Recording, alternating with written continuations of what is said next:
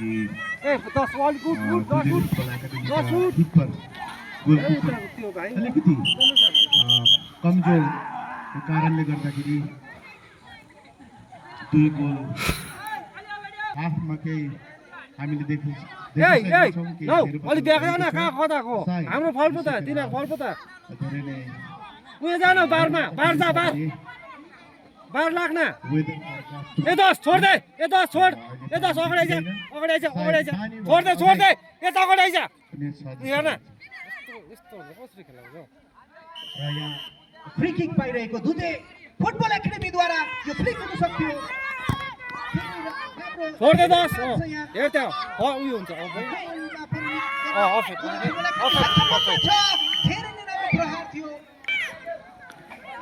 सानो कडाइरहेछ तर यिनीहरू है यो दोस्रो हाफमा धेरै आक्रामक रूप अपनाइरहेको यहाँ हामी देख्न सक्छौँ ए 5 नम्बर ए 5 प्रयास गर्छ गरिहाल कोट ड्रिबल पास गर है खुट्टाको बल धेरै राम्रो प्रयास लो फेरि बिस्तारै रोकेर अरे र फेरि पनि रोकेन छोड्दै बस र यहाँ फेरि पनि मौका पाउँदै एन्ड सर्ट गर यसलाई चटपट गर्नु सकेन र दुधे फुटबल एकाडेमीको साना नानीहरू भए तापनि धेरै फुटबलिङ सेन्स भएको नानीहरू यहाँ हामी देख्न सक्छौँ भने यहाँ फेरि क्लियर गरिरहेको बार तर रक्षपन्थी पनि धेरै राम्रो ट्रिपल फुटबल एकाडेमीको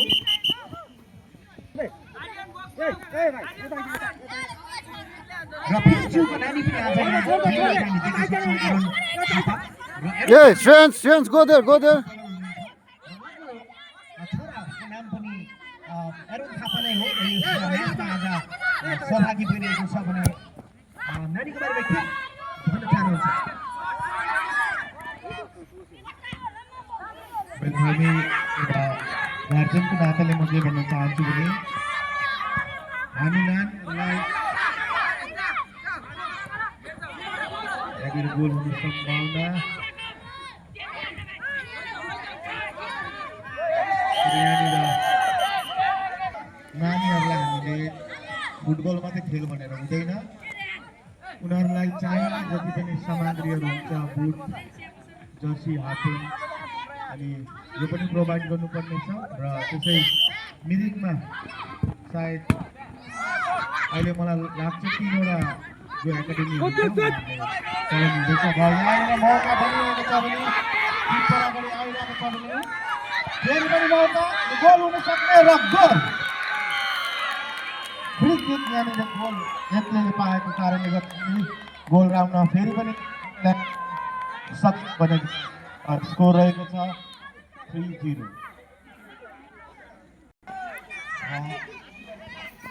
खेलामा कुनै कमी छैन दुधिया फुटबल एकाडेमीको तर घरिघरि लास्ट गइरहेको हामी त्यहाँ देख्न सक्छौँ तालमेलको खाँचो फेरि पनि यहाँ राम्रो प्रहार थियो क्रसबारमा लागेर बल हेर अगाडि छ र फेरि पनि यहाँ नियन्त्रण गर्न सकेको छैन फेरि पनि खतरामा नआइरहेको यो 4 गोल हुन सक्छ यहाँ श्रेयस प्रधानको हात खुट्टामा बल र धेरै राम्रो क्रस गरेको थियो र यहाँ फेरि पनि दुधे काउन्टर एट्याक गर्दै 8 नम्बर जर्सी बित्न सकेन खेलाएको अब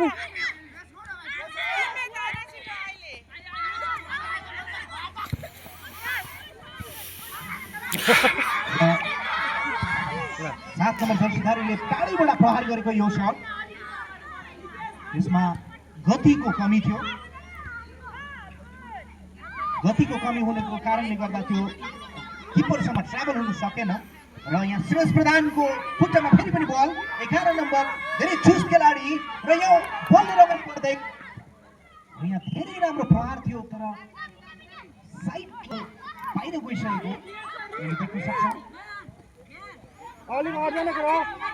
दुधे फुटबल एकाडेमीले फेरि पनि बल पाइरहेको र can they score goal? Can they Where? have a opener here? One touch. So, 6 number jersey.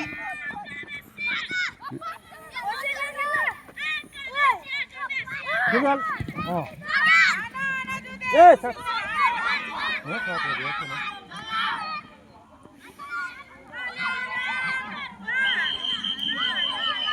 सुलाउन जा सक्छ। अगाडि आइज पाँच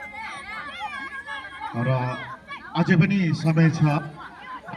देख्दैछौँ दुधेका यो 5 नम्बर हो डिफेन्ड जोनमा अलिकति हामीले कमजोरी देख्दैछौँ भने सायद तीन गोल खेल्न खेल सुलाउन सक्दैन अब होइन र यहाँनिर राम्रो प्रहार थियो तर हामी देख्दैछौँ ट्रिपल एकाडेमीका किपरकोमा धेरै नलेज फुटबलिङ गोलकिपरको नलेज धेरै भएको जस्तो लाग्दैछ किनभने जुन प्रकारले उहाँले एउटा लास्ट डिफेन्डरको रूपमा जुन काम गर्नुहुँदैछ र मलाई लाग्छ कि दुजेले ट्रिपल एकाडेमीका किपरलाई त्यसै गोल हाल्न सक्दैन जस्तो लाग्छ कुदेर फ्याँक न कमी भएको कारणले गर्दा उहाँले गोल स्कोर गर्न सकेको छैन भने यहाँ मौका छ। यो मौकामा उहाँले गोलमा परिणत गर्न सक्छ। कोही प्लेयर त्यहाँ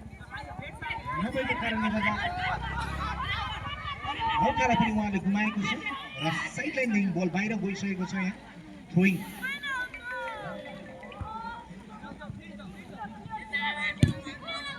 राम्रो क्लियरेन्स त्यहाँ किपरको दोस्रो प्लेयरलाई काटेर बल अगाडि बढाइरहेको हामी देख्न सक्छौँ।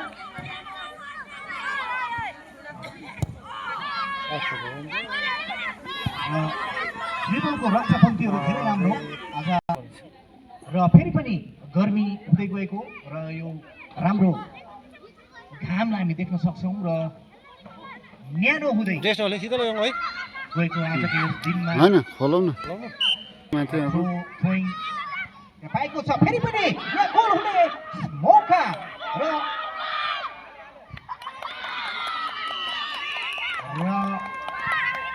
फेरि पनि गोल हुन सक्षम भएको छ। 4 गोल त भइसक्यो। हम्बे हम्बे नै पर्नेछ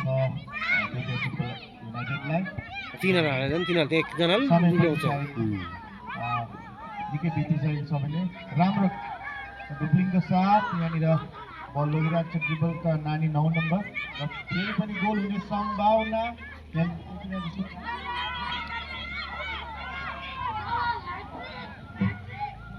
यहाँनिर मौका र हामीले विशेष गरी धन्यवाद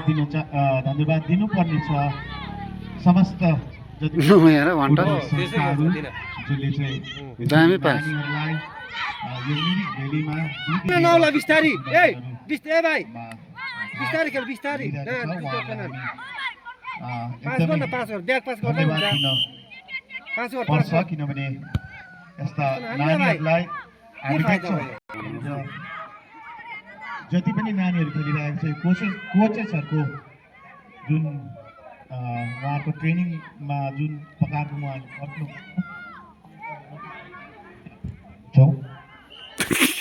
नानीहरूलाई हो हामीले प्रोत्साहन गर्नुपर्ने र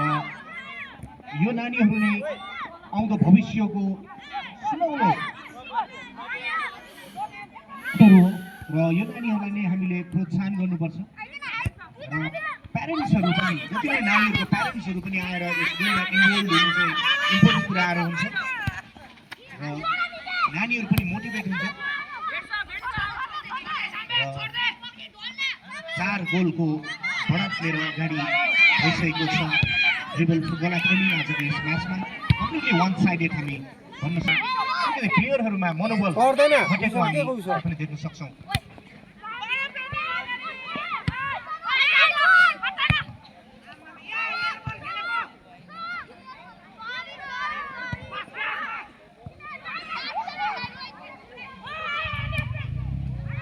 र अभिवृद्धि